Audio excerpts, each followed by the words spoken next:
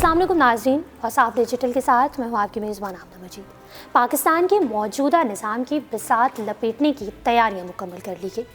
پارلیمانی نظام کا خاتمہ کب ہوگا اور کتنے عرصے بعد پاکستان میں اسلامی صدارتی نظام نافذ کیا جائے گا؟ پیر پنجر سرکار اپنی نئی پیشن گوئیوں کے ساتھ دوبارہ سامنے آئے ہیں۔ انہوں نے اس دفعہ بڑا دعویٰ بھی کیا ہے کہ اگر ان کی پیشن گوئیاں غلط ثابت ہوتی ہیں تو وہ لاکھوں روپے کا جرمانہ بھی دینے کے لیے تیار ہیں۔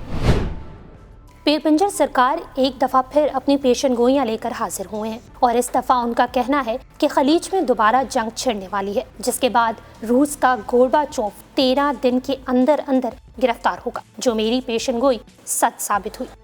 ان کا مزید کہنا ہے کہ میں پورے رشیا کو مسلمان ہوتے دیکھ رہا ہوں اور اس کے علاوہ چین بھی مجھے مسلمان نظر آ رہا ہے۔ پیر پنجر سرکار نے کہا کہ آپ لوگ سوچ رہے ہوں گے کہ سلطنت مدینہ کہاں بنے گی۔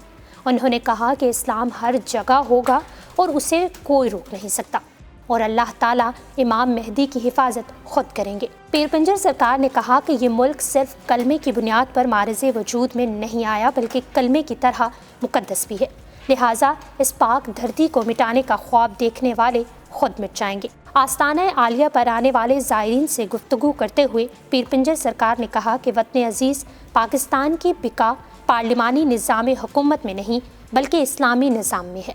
جب تک قاتل کو سر عام پھانسی نہیں دی جائے گی اور چور کا ہاتھ نہیں کاٹا جائے گا، ملک ترقی نہیں کر سکتا۔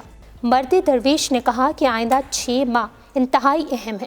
ملک میں اسلامی صدارتی نظام حکومت کی راہ ہموار کی جا رہی ہے اور حیران کن طور پر 4 سال تک تمام سیاستدان بے روزگار ہو جائیں گے۔